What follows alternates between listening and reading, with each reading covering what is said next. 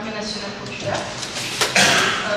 Juste à côté de lui, Ahmed Benitour, ancien chef du gouvernement algérien de 1999 à 2000. Et enfin, M. Malik Si Hassan, ex-senior leader Banking Safe Company, senior partner MNA de Tony Blair, pour le conseil auprès des chefs d'État et des premiers ministres sur les stratégies de réforme économique et sociale. Merci. Deux intervenants sont en retard, ils arriveront juste après. Il s'agit d'Alice Serra, maître de conférence et directeur de master à l'IEP de Paris, et Anna Boubaker, chercheur à l'EHES, au centre Jacques Vert, spécialiste de l'islam politique. Merci.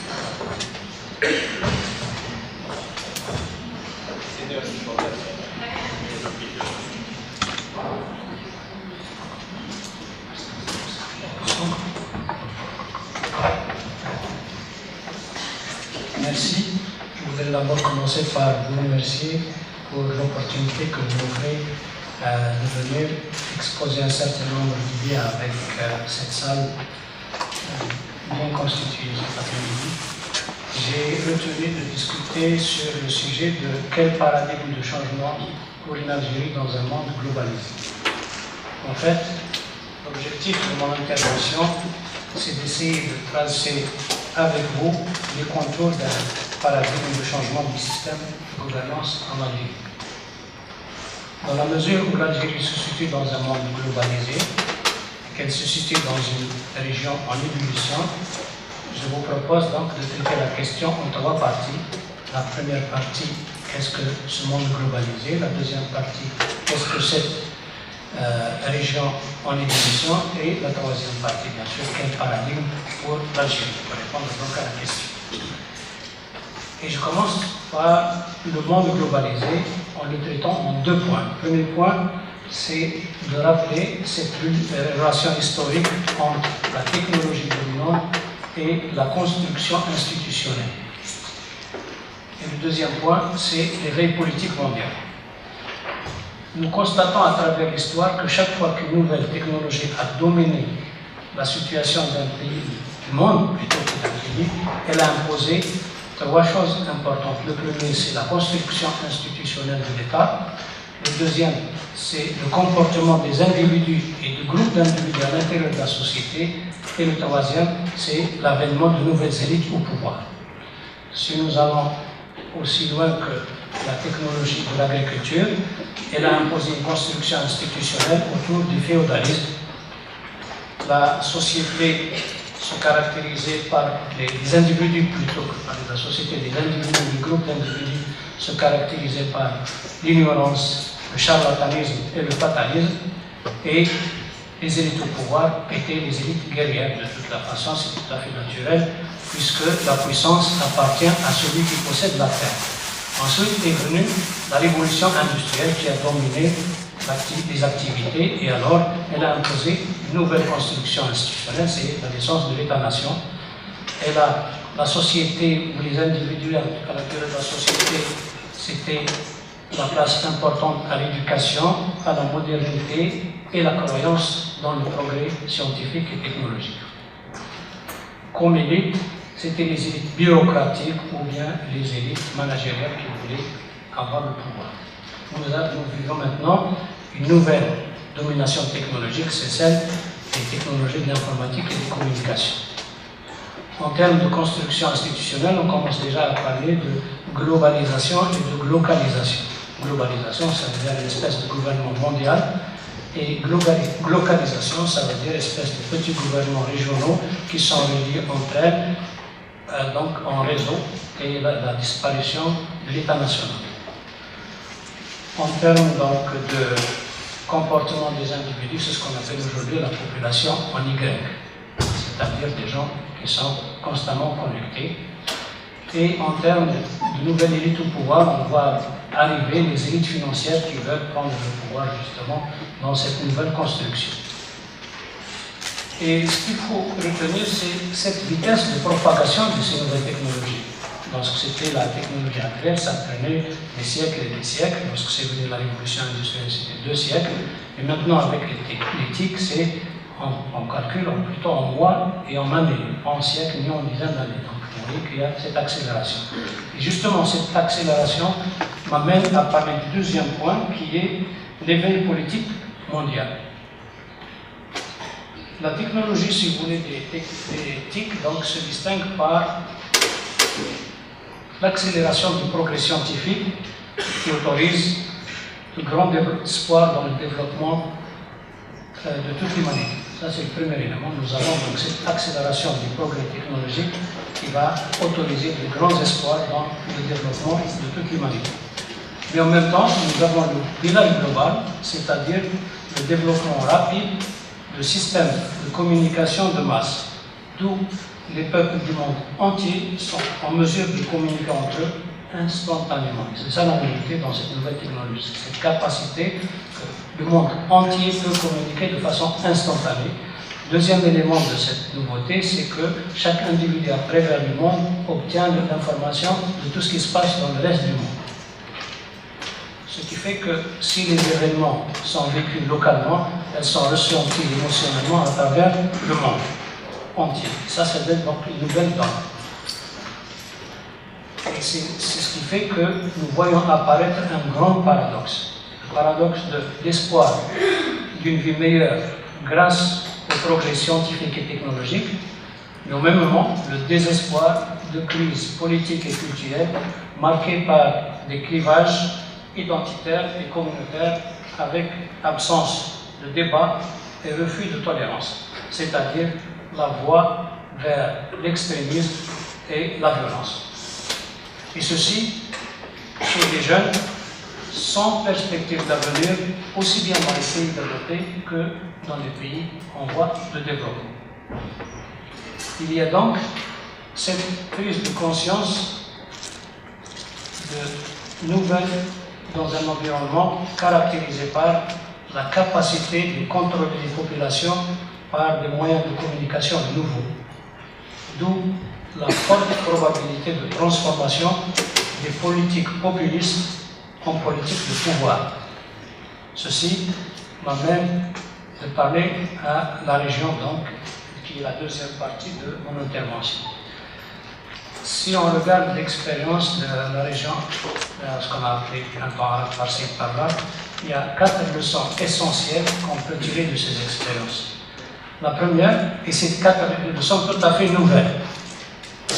On peut tirer beaucoup d'autres leçons, mais 2 leçons tout à fait nouvelles, ils sont au nombre de 4. La première, c'est lorsque la population s'installe dans un endroit stratégique de la capitale, avec persévérance, et même si elle n'a pas de programme politique, même si elle n'a pas de leadership, et quelle que soit l'ampleur des forces de répression en face, elle est capable de faire partir le chef de l'État. Je n'ai pas dit qu'elle est capable de gérer le changement, mais elle est capable de faire partir le chef de l'État. Ça, c'est une donnée nouvelle, parce que par le passé, on disait que pour changer, il faut avoir un programme politique, il faut avoir un leadership, il faut mobiliser, il faut là, lorsque la population s'installe dans la capitale, elle est capable de faire partir les chefs de l'État.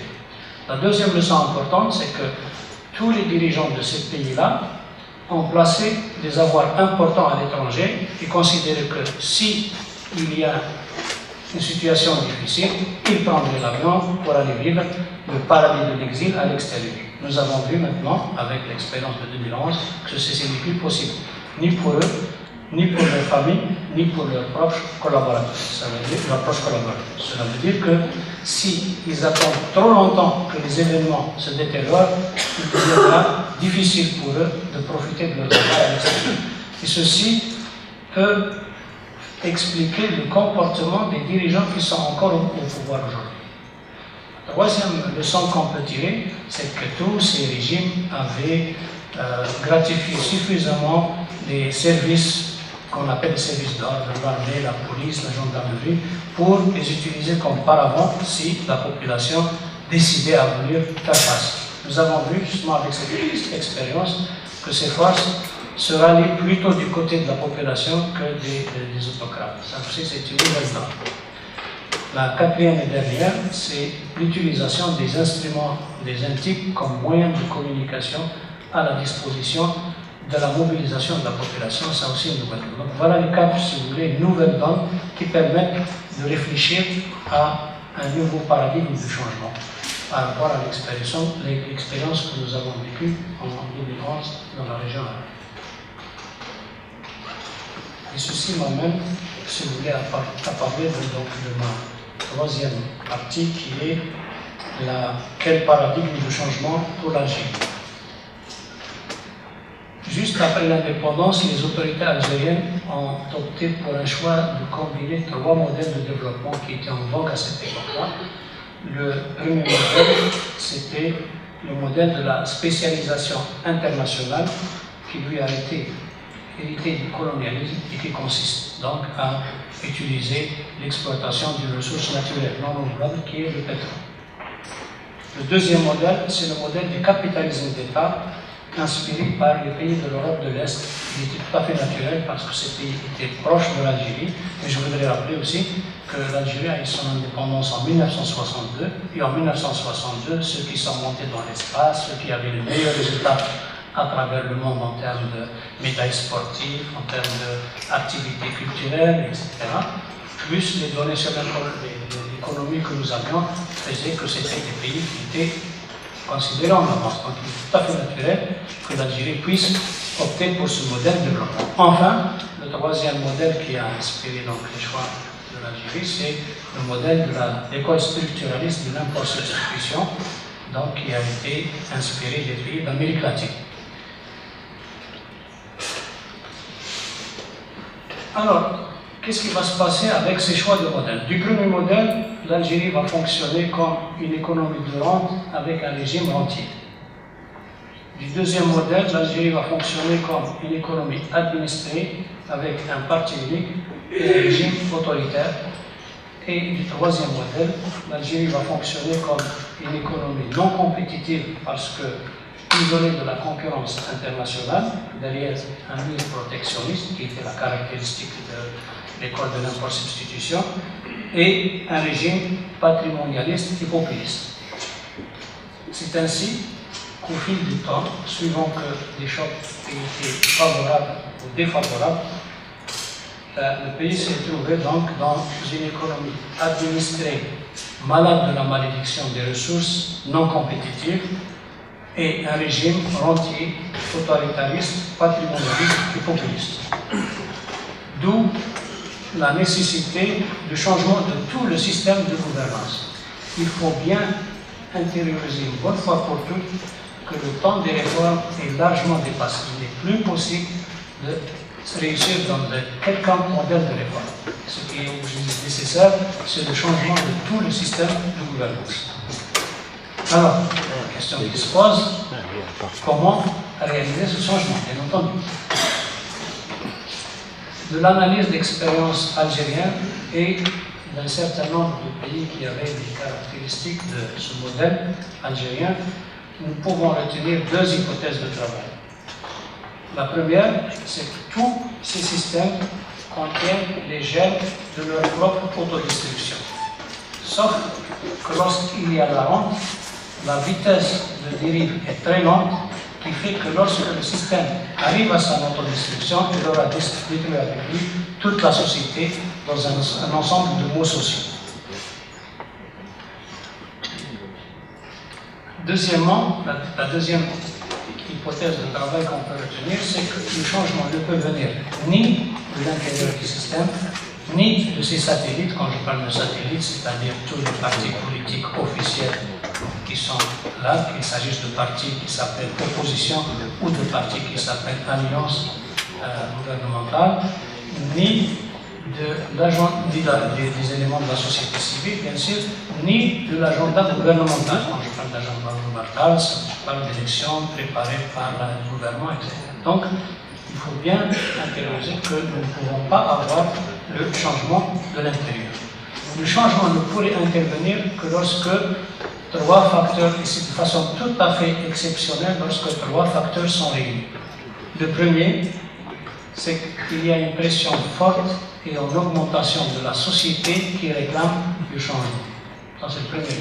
Le deuxième, c'est la création d'alliances stratégiques entre les forces du changement. Quand je parle d'alliance stratégique, cela ne signifie ni union, ni fusion. C'est-à-dire que chacun garde son propre programme politique, mais on met ensemble des instruments qui nous permettent de mobiliser pour le changement. Le troisième élément, bien sûr, c'est un élément déclencheur. Nous avons une expérience d'éléments déclencheurs. En Tunisie, c'était quelqu'un qui s'est fait immoler. Au Portugal, c'était la guerre dans les colonies. En Espagne, c'était la mort de Franco. En Indonésie, c'était une grève des étudiants. À la suite, il revient de l'augmentation des prix des hydrocarbures. Donc, les éléments déclencheurs peuvent être assez valides. Alors, face à ces hypothèses de travail, donc, le travail pour le changement passe par la mobilisation pacifique des citoyens pour exiger le changement, la construction d'alliances stratégiques entre les forces du changement afin de profiter d'un événement déclencheur.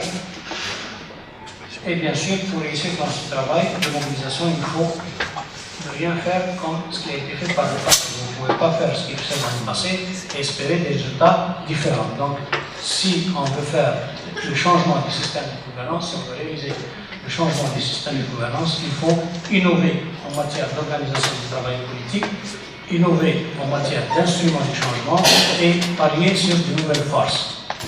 Je ne sais pas si j'ai le temps de présenter juste mon expérience dans ce domaine. D'accord?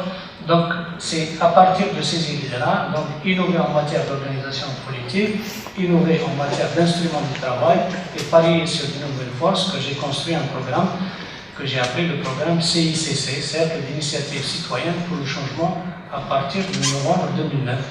Donc, en termes d'organisation du travail politique, c'était innovation, pardon, du travail politique, d'organisation du travail politique, c'était de parier sur la technologie d'informatique et de communication. Donc, nous avons créé un site central et puis on a demandé aux gens de s'organiser en CICC, en cercle d'initiative citoyenne pour le changement. C'est des cercles qui sont composés entre 6 et 12 personnes et qui travaillent en intranet et donc qui sont en relation avec le site central. En termes d'instruments du changement, nous avons pensé à 5 instruments. Le premier, c'est une force motrice. Force motrice, ça ne veut pas dire des gens qui sont dans la rue, ça veut dire seulement un discours mobilisateur. Vous avez l'expérience d'Obama, Change, Yes We Can, et donc ça a été la force motrice. Deuxième instrument, c'est une vision, c'est-à-dire expliquer aux gens l'état du pays aujourd'hui, là où il veut aller, là où il va dériver s'il n'y a pas de changement, et là où il peut espérer aller s'il y a un changement. Le troisième élément, c'est un leadership qui signifie donc qu'on s'impose à l'intérieur du groupe de travail commande qui dirige cette opération, la démocratie à l'interne. Parce que nous avons constaté à travers nos expériences que beaucoup de gens se réclament de la démocratie, mais ils ne l'appliquent jamais à l'intérieur de leur propre organisation. Vous ne pouvez pas demander aux gens de partir avec vous vers la démocratie parce que vous-même, vous ne donnez pas l'exemple. Donc ça, c'était le troisième instrument. Le quatrième, c'est ce qu'on a appelé des personnalités d'appui. Ça veut dire des personnes qui ont une présence de quotient moral méritée dans la société et qui diront oui, nous sommes d'accord avec ce programme, nous le soutenons et nous sommes d'accord avec ce leadership, il mérite la confiance. Et bien sûr, le cinquième instrument, c'est celui qui est l'équivalent de militant d'un article, c'est-à-dire tous les éléments qui vont se mobiliser pour le changement. Et enfin, le pari, c'était de parier sur la jeunesse et les compétences nationales. Voilà, si vous voulez, un exemple. En conclusion, je peux dire que le paradigme du changement doit s'appuyer sur, comme je dis, une innovation en matière d'organisation du travail politique, une innovation en matière d'instruments du changement et un pari sur une nouvelle force. Merci.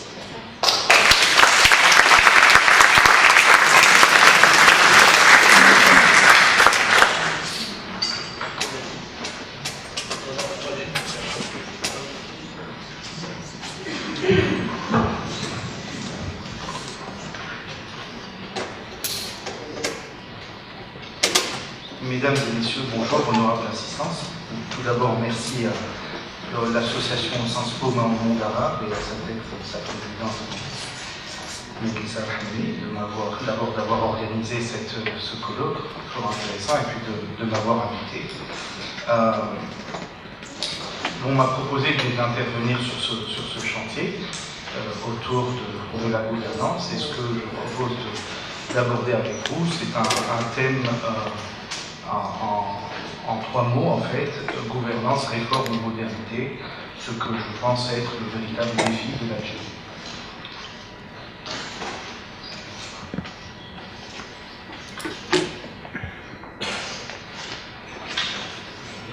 Alors en fait, je m'aperçois que le hasard fait bien les choses, puisque ce que je vais dire vient dans la complémentarité parfaite de ce que monsieur le Premier ministre, monsieur Biditour, disait juste auparavant. Sans consultation préalable, me souffle-t-il à l'oreille. Alors, en fait, le titre est volontairement provocateur, mais je crois que l'Algérie est un pays jeune de par son indépendance, qui a, dans sa jeunesse, accompli beaucoup de choses, bien ou mal, peu ou prou, mais l'Algérie est passée à travers beaucoup d'épreuves positives et négatives, et forte de ces épreuves-là, aujourd'hui, véritablement à l'aune de son 50e anniversaire de son indépendance, un défi majeur s'ouvre devant nous, probablement accéléré par les récents événements dans le monde arabe, mais nonobstant ces événements, ce défi s'offre toujours, s'ouvre plutôt à l'Algérie, et le défi, c'est véritablement d'entrer dans l'âge adulte, en fait. Alors, l'entrée dans l'âge adulte de l'Algérie, pour moi, se modélise, entre guillemets, autour de 3 variables, véritablement. La première variable est le changement de pacte. Alors, ce que j'entends, en fait, par le changement de pacte, c'est le pacte, finalement, c'est le paradigme, pour reprendre l'expression de M. Biditour, le pacte qui a scellé, finalement, les Algériens entre eux, les Algériens avec les tenants du système au pouvoir, d'abord pour se fédérer, aller puiser au fond des ressources et de la volonté, d'abord pour arracher notre liberté et notre indépendance. Ça a été pour moi le premier pacte. Et aujourd'hui, le premier défi, c'est finalement de définir un nouveau pacte. Qu'est-ce qu'il faudrait qu'on fasse? Autour de quoi faudrait-il se fédérer? Changer, mais pour être qui? Pour être quoi? Dans combien d'années? Et pour ça, il faut véritablement se consulter, se concerter avec la maturité qui est la nôtre aujourd'hui. Nous sommes, entre guillemets, un jeune adulte de 50 ans pour définir en fait les éléments du changement, mais en termes de cible à atteindre. En fait. Enfin, la deuxième variable d'ajustement, c'est ce que j'entends par l'état stratège. Et ce que j'entends par état stratège, c'est la capacité à jouer finalement un rôle naturel, que nous le voulions ou pas, qui sied à l'Algérie. En fait. L'Algérie, par son histoire, par sa taille, par son économie, par son peuple, par sa géographie naturellement, est face à un autre défi, qui est d'être naturellement le leader dans sa région. Encore faut-il définir les contours et le périmètre de la région, mais c'est pas si évident que ça en fait. Et donc, pour accepter ce rôle-là, quelque part, le système au pouvoir, et derrière traduit ensuite par l'État, doit accepter finalement un rôle de stratège. Et puis, la troisième variable d'ajustement, finalement, c'est la capacité à innover dans l'exercice de la gouvernance, à innover finalement dans la prise de décision et la capacité à innover dans les solutions pour atteindre finalement les termes de ce nouveau pacte en fait, social entre Algériens. Et alors, c'est une réflexion personnelle qui est tirée également d'une expérience professionnelle. Donc ce que je vous propose, c'est, à travers quelques petits exemples, illustrer chacune des variables, et puis nous pourrions par la suite en discuter autrement.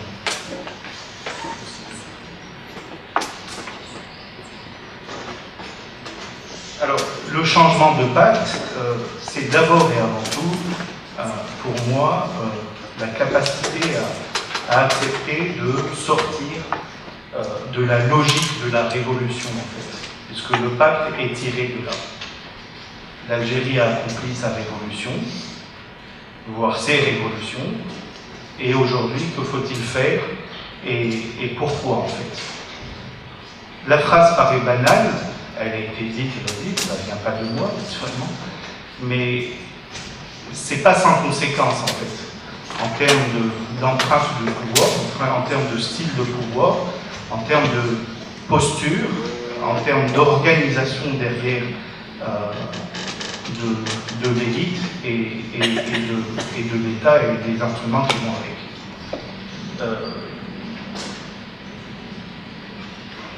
Donc finalement, la capacité à changer de pacte, comme disait précédemment M. Bouguito, c'est finalement cette capacité à définir qui nous voulons être et qu'est-ce que nous voulons être dans une prochaine génération ou deux, et sur le plan politique, et sur le plan économique, et sur le plan social. Personnellement, si on m'interpelle, encore une fois, l'Algérie a un rôle naturel à jouer, et qui lui sied en fait. Aujourd'hui, l'accélération des événements dans le monde arabe et dans la région a mis un peu plus en lumière le rôle de cette Algérie. Mais encore faut-il, d'une manière déterministe et volontariste, et non pas, comment dire, soit opportuniste ou alors devant une situation de fait accomplie, épouser et embrasser véritablement ce rôle-là en question. L'économie, aujourd'hui, atone peut-être, j'entends par atone la dépendance très forte vis-à-vis des hydrocarbures, mais en poussant un peu la réflexion, je crois qu'il y a eu un chantier autour de l'économie juste avant, le champ des possibles est non pas infini, mais extrêmement large en Algérie. L'Algérie, sur le plan ne serait-ce qu'économique, a véritablement la capacité à jouer un rôle continental et un rôle très important dans la région. L'agriculture, l'industrie, à base d'intrants comme le gaz et autres. Donc il y a des véritables questions à se poser là-dessus. Ces éléments-là vont venir alimenter le nouveau pacte, en fait. Ça se décide auparavant entre tous les Algériens, c'est notamment le rôle des partis politiques, mais pas que, de l'élite et de certaines institutions. Mais aujourd'hui, je crois que l'Algérie doit, il n'y a nul autre choix, être en mesure et dans la capacité d'oser simplement. Encore une fois,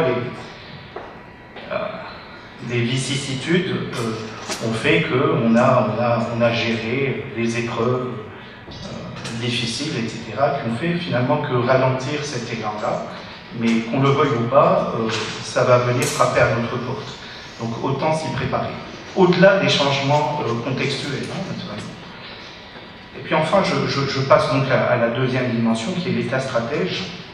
Une fois que nous aurions défini ce pacte-là, l'état stratège se caractérise par la capacité à porter cette vision, en fait, sur au moins une génération, sur l'ensemble des dimensions, politiques, économiques et sociales.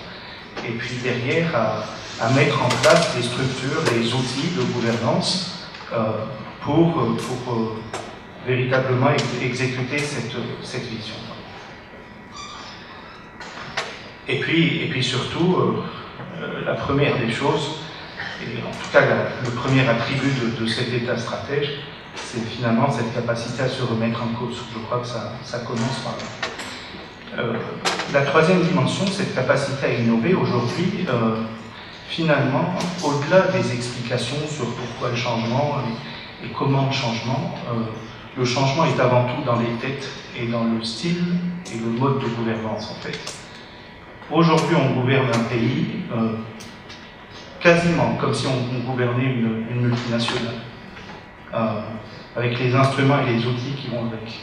Un chef d'État, un Premier ministre, se doit absolument d'être doté d'outils de pilotage sur les initiatives les plus importantes, sur les réformes par exemple, sur le plan économique, social, notamment politique, se doit d'être informé en temps et en heure. Il se doit de prendre des décisions, quitte à se tromper. Mais c'est cette capacité à oser, en fait, dans l'innovation. Et alors, donc, c'est l'ensemble de ces choses-là qui, pour moi, bien articulées les unes avec les autres, va constituer le véritable envol de cette Algérie. L'Algérie a besoin aujourd'hui de sortir de son costume qui devient véritablement trop étriqué pour elle, pour passer dans l'autre costume. Et il faut oser le faire. Et les conditions, encore une fois, c'est d'accepter finalement de sortir d'une certaine logique, appelons un chat, une logique plutôt de gouvernance et de style de gouvernance qui est aujourd'hui archaïque. Nous gérons notre pays, finalement, avec le même mindset, avec les mêmes outils qui ont servi au pacte initial, c'est-à-dire la guerre d'indépendance. Ces outils sont obsolètes. Donc il ne faut pas s'étonner des résultats qu'il y a derrière. Aujourd'hui, je crois que le véritable changement, c'est d'accepter de déposer ces outils, et je ne parle pas d'armes, pour véritablement prendre ceux de la modernité en matière de gestion des enjeux et des défis. Voilà un peu ce que je voulais partager avec vous, et puis je serai très heureux ensuite de répondre à des questions et d'en poser moi-même. Merci.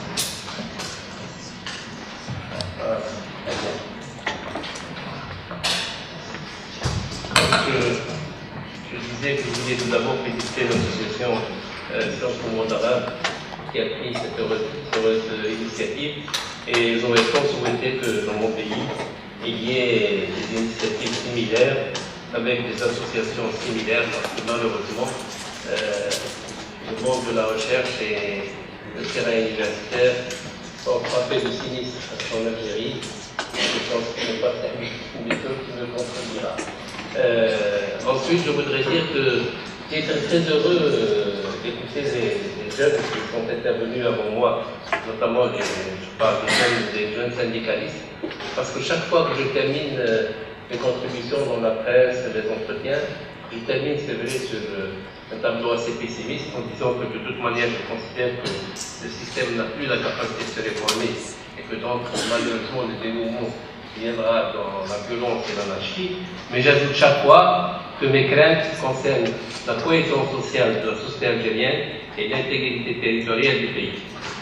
Donc aujourd'hui, je suis heureux de trouver un motif de réconfort, parce que c'est vrai qu'avec des jeunes comme ceux qui sont intervenus, leur degré d'implication, leur dévouement et, j'allais dire, leur chaleur dans le propos, me laisse penser que la démission des élites, je parle malheureusement de démission des élites, peut être compensée par des initiatives qui viennent de la jeunesse, je veux dire de la société réelle.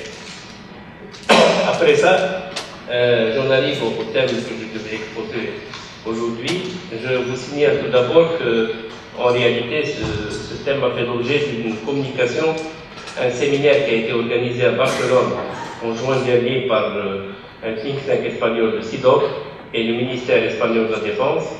J'ai fait une communication intitulée « L'armée algérienne face au défi de la transition démocratique ». Donc les gens qui veulent y accéder, en mettant mon nom et le titre, ils peuvent facilement trouver le document.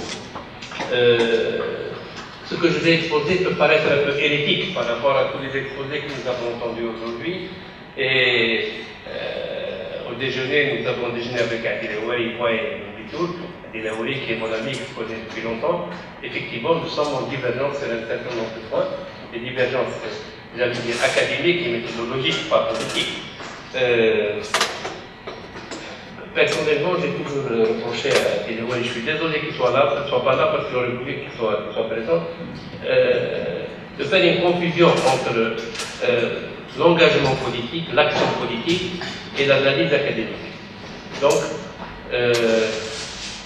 quand il traite de l'armée, du service de renseignement, d'une manière générale du pouvoir, je pense qu'il agit beaucoup plus en tant que militant politique qu'en tant qu'académicien. Et de ce point de vue-là, je pense qu'on ne peut pas reprocher à une partie d'être manichéenne et de faire soi-même du manichéisme. J'ai beau essayer de lui exposer tout à l'heure, contrairement à ce qu'il pense, M. Bouteflika a le contrôle de l'armée.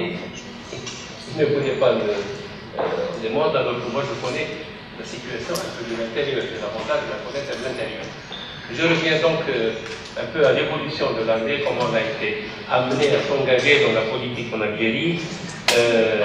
Il faut savoir que la naissance de l'armée remonte en réalité, d'un point de vue symbolique, à 1948. C'est l'organisation spéciale du PPA-TSD qui a été le précurseur de l'armée algérienne. Parce que l'organisation spéciale du PPA-TSD, c'était un noyau de militants aguerris qui étaient préparés pour déclencher la révolution. Malheureusement, en 1951, il y a eu la découverte de cette organisation et puis son démantèlement. À la fois par les autorités coloniales et par une décision de la direction politique du PPA-TSD qui a choisi tout simplement de reporter l'échéance de déclenchement de la guerre de libération nationale. Et c'est d'ailleurs le 1er novembre 1954, ce sont 22 militants de cette organisation spéciale qui ont constitué le groupe des 22 qui est à l'origine du déclenchement de la révolution. Parmi ces 22, certains, notamment le groupe des 3B, qu'on appelle le groupe des 3B, c'est-à-dire Bossouf, Bantouba et Karim El-Qassem, qui ont été d'abord chefs de région, chefs de wilaya, Karim El-Qassem la wilaya 3 en Kabylie, Bantouba la wilaya 2 constantinoise, et Bossouf la wilaya 5 dans l'Oranie. Ce sont eux qui ont formé un triumvirat qui était un triumvirat militaire, du CCE, Comité de coordination et d'exécution, instance dirigeante de la Révolution, puis au sein du GPRA, gouvernement provisoire de la République algérienne. Mais en même temps, il y a eu au niveau de l'armée de libération nationale une forme de coupure. Après notamment que le comité de coordination et d'exécution est rejoint à l'extérieur, c'est-à-dire Tunis, et que les frontières, les barrages plutôt, se soient installés par l'armée française, ce qui a rendu les frontières pratiquement infranchissables.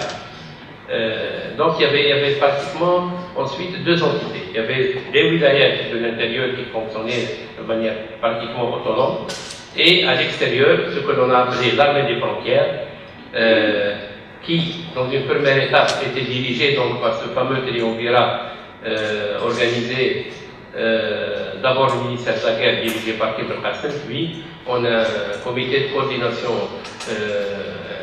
CGI, comité gouvernemental interministériel pour la gestion de l'armée, et enfin avec la mise en place de l'état-major de l'ANL dirigé par le colonel Bounguier. Il y avait deux entités totalement différentes. Alors à ce moment-là, effectivement, que les wilayas intérieurs étaient confrontés à une bataille très ardue à l'intérieur du pays, et un effort massif après l'arrivée du général de Gaulle au pouvoir, donc un effort massif pour neutraliser l'armée de manière à ce que les autorités françaises puissent négocier en position de force. Et d'un autre côté, il y avait donc les troupes installées aux frontières qui participaient tant soit peu par des tentatives d'infiltration à travers des barrages, mais on a pu dire à juste titre, je pense, que dès qu'il a été installé comme chef d'état-major de l'ANL, le colonel Houari Bounguine songeait au pouvoir, songeait à la conquête du pouvoir, et il s'y est préparé de manière magistrale, puisque en 1962 déjà l'état-major général s'est distingué par une attitude d'hostilité vis-à-vis de rébellion, même vis-à-vis du GPRA, gouvernement provisoire de la République algérienne, prenant prétexte des accords d'Évian, disons que les accords d'Évian contenaient des dispositions défavorables à l'Algérie, mais en réalité, toutes les analyses sur la période disent que cela a servi de prétexte, puisque par ailleurs l'état-major a fini par approuver les accords d'Évian, mais que l'enjeu principal c'était le pouvoir, la conquête du pouvoir. D'ailleurs, tout le monde sait que l'état-major général, en prévision de l'entrée de l'indépendance nationale, avait envoyé M. Abdelaziz Bouteflika, précisément, au château d'Aujois pour rencontrer les dirigeants de la révolution algérienne qui étaient incarcérés. Pour mémoire, Mohamed Boudiab avait refusé la première sollicitation, parce que c'est lui qui le premier avait été sollicité pour donner un peu une couverture politique. C'était auparavant. Et c'est M. Fembella qui finalement a accepté. Et c'est dans ces conditions-là, donc, que M. Fembella a été, je crois que le mot n'est pas très fort, porté au pouvoir par l'armée des frontières. Mais cela n'a duré que 3 ans, puisque tout de suite après, il y a eu un coup de force qui a permis donc au Conseil de la Révolution, constitué principalement de chefs militaires, de prendre le pouvoir.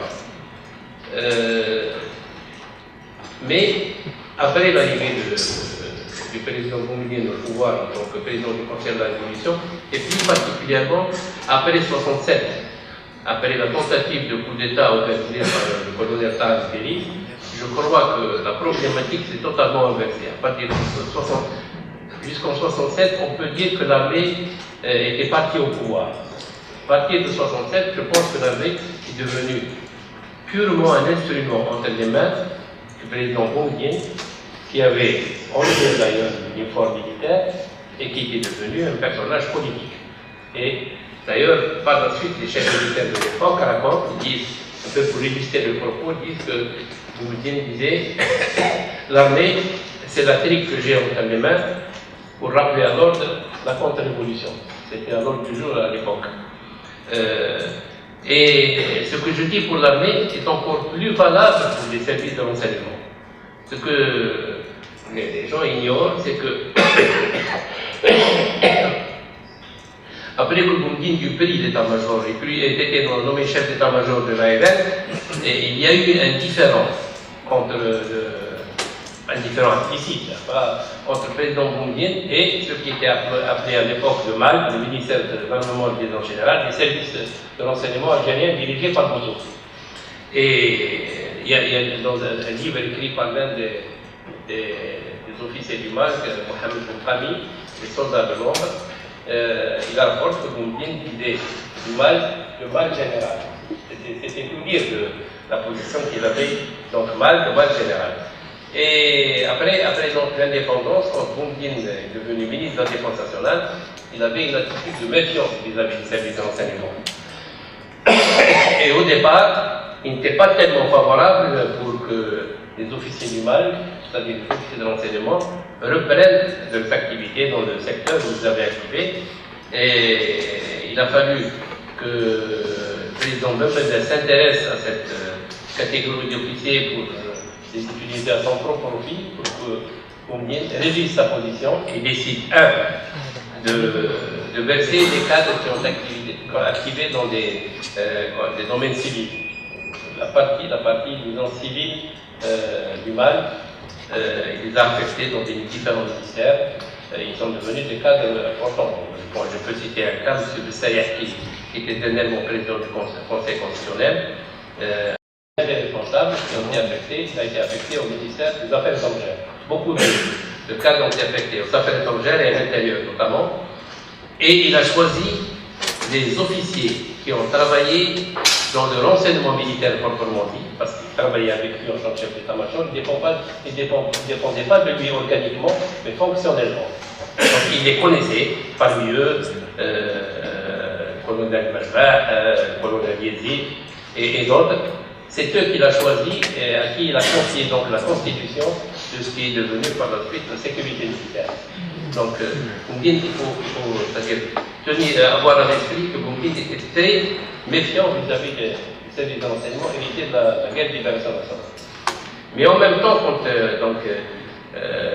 l'ossature de la nouvelle armée nationale populaire a commencé à se dessiner, Boumediene avait mis pratiquement, je crois que là aussi le mot n'est pas fort, mais pratiquement donné des instructions pour que la direction de la sécurité militaire soit un peu sous le boisseau, qu'elle n'ait pas tous les moyens.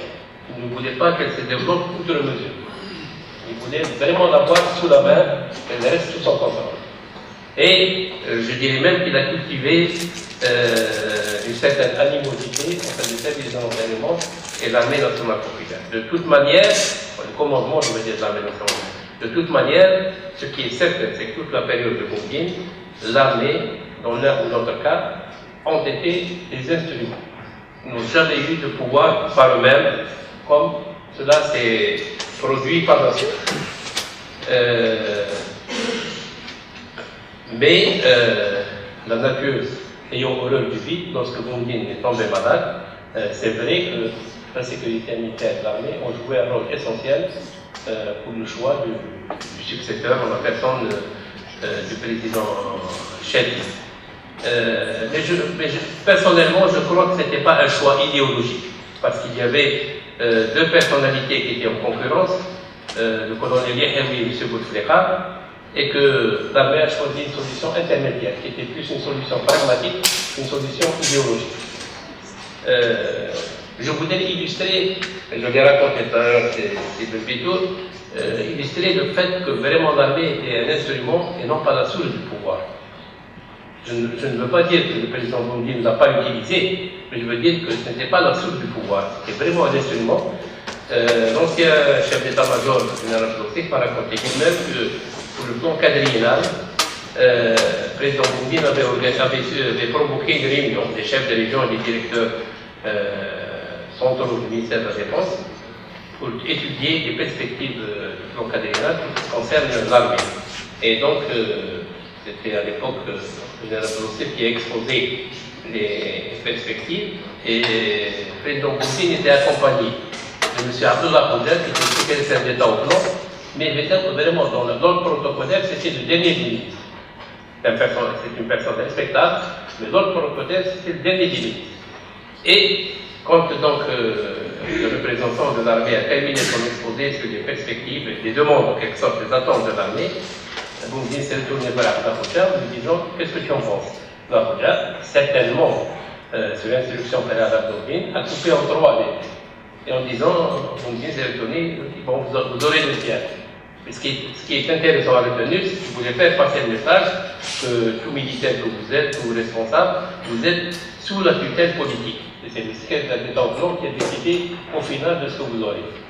Il faut avoir cette vue de l'esprit, d'ailleurs, pour dire que vraiment c'était, Boumediene n'a jamais accepté que les membres du Conseil de la Révolution aient des relations avec eux. Je peux même citer le cas, M.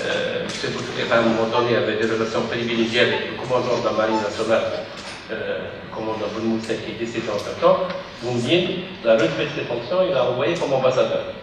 Donc vraiment, c'était la charte gardée, elle n'était pas dans le du pouvoir, c'était un esprit. Après l'arrivée du président Chedli, la situation s'est légèrement,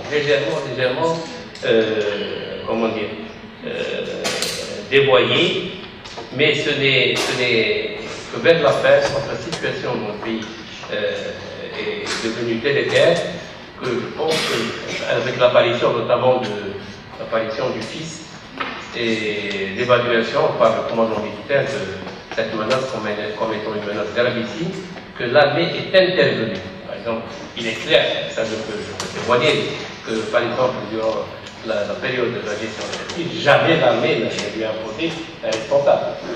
Prenez peut-être l'avis de X ou de Y, mais jamais quelqu'un ne lui a imposé. Mais quand la situation est devenue délétère, effectivement, j'en discutais avec les amis de Rachid, je pense que sincèrement que le fils a fait une très mauvaise évaluation en 88 en ce qui concerne le système militaire. Ça fait une évaluation indifférenciée, pensant que c'était tout de haut et qu'il suffisait qu'un responsable, qu'un chef du Kisskeri pour que tout le monde, tous les militaires se rebellent. Donc il y avait une très mauvaise évaluation. Et puis il y a un certain nombre de dirigeants du PIS qui circulaient avec comment dire, la liste de 8 généraux à pendre. C'est normal, je pense que ça a été à l'origine de la réaction violente. En dehors de l'état d'esprit politique et idéologique. Il y a un problème de survie. Et c'est à partir de ce moment-là qu'il y a eu, j'allais dire presque, c'est paradoxal, un fonctionnement démocratique de la chaîne de commandement. Il y avait, comme disait tout à l'heure Adil Ouali, des comptables, je veux bien que le terme soit utilisé, donc les chefs militaires se réunissaient, à la fois ceux de l'armée et ceux du service de renseignement, pour décider en commun de la conduite à tenir. C'est comme ça, je pense, que la mise à la porte de Chenli, mise à la porte plutôt coup d'État. Chenli a été décidé, que le choix de Modier a été décidé, et le tout alors jusqu'à l'arrivée, jusqu'au choix de l'arrivée de M. Bouteflika. Donc, même le choix de M. Bouteflika a été décidé collectivement de cette manière-là. Par la suite, ce fonctionnement démocratique, entre guillemets, a totalement disparu. C'était 2 ou 3 responsables militaires qui décidaient, le chef du service d'enseignement, le chef d'état-major, qui décidait en lieu et place de toute la hiérarchie militaire. Mais après, le président Bouteflika, je pense qu'il a retenu cependant les enseignements du président Boumediene, c'est bien le cas de le dire, a voulu favoriser un peu l'émergence de formes au sein de l'armée. Donc, de manière très intelligente, il faut le reconnaître, il a réussi à dissocier l'armée des services renseignements. Ce sont donc 2 pôles concurrents au sein de l'armée actuelle. Pourquoi? Parce que pendant la période de ce qu'on a appelé de la décennie noire, il y avait une certaine complémentarité entre les services de renseignement et l'armée, dans la mesure où l'armée est constituée de socle physique, matériel, sur lequel s'appuie le service de renseignement pour dialoguer avec la société politique. Et d'autre côté, les services de renseignement constituent un peu l'interface de la société politique avec l'armée, c'était un peu des yeux politiques, si l'expression n'est pas impropre, de l'armée vis-à-vis que le président M. Bouteflika a été suffisamment intelligent pour pousser vers la porte du général Amari, qui était présentateur au chef d'état-major, en le représentant par un autre chef d'état-major de Salah, qui présente des incompatibilités avec le chef des services d'enseignement. Ce qui fait que maintenant nous avons 2 blocs. Nous avons le service d'enseignement qui continue d'être un interface de la société politique, mais qui n'ont plus l'armée sur laquelle s'appuyer. Et d'autre côté, l'armée qui s'est déconnectée de la société politique, je dis même si notre ami n'est pas d'accord, mais qui sont sans yeux politiques. Même s'ils sont déconnectés, ils n'ont plus de yeux politiques pour avoir ces contacts, pour comprendre. Ensuite, c'est l'un des seuls points, personnellement, que je mets à l'actif de M. Bouteflika. Ce n'est pas l'un des, c'est le seul point. En total désaccord avec le bureau de M. Bouteflika, je suis exprimé publiquement, ce n'est un secret pour personne. Néanmoins, au niveau de l'armée, il a favorisé un rajeunissement et une professionnalisation. Et quand je dis ça, je sais parfois les gens réagissent. Je ne focalise pas sur le chef d'état-major qui a 3 fonctions, ou un certain nombre, deux peut-être de chefs de légion qui sont plus ou moins âgés. Non. Dans la totalité, la chaîne de commandement de l'armée algérienne actuellement est formée de gens qui ont entre 45 et 60 ans. C'est des gens issus des écoles de cadets de la Révolution. Et vous connaissez le directeur du Centre culturel de Paris, Bouteflika, il a été un élève de l'école des cadets de la Révolution.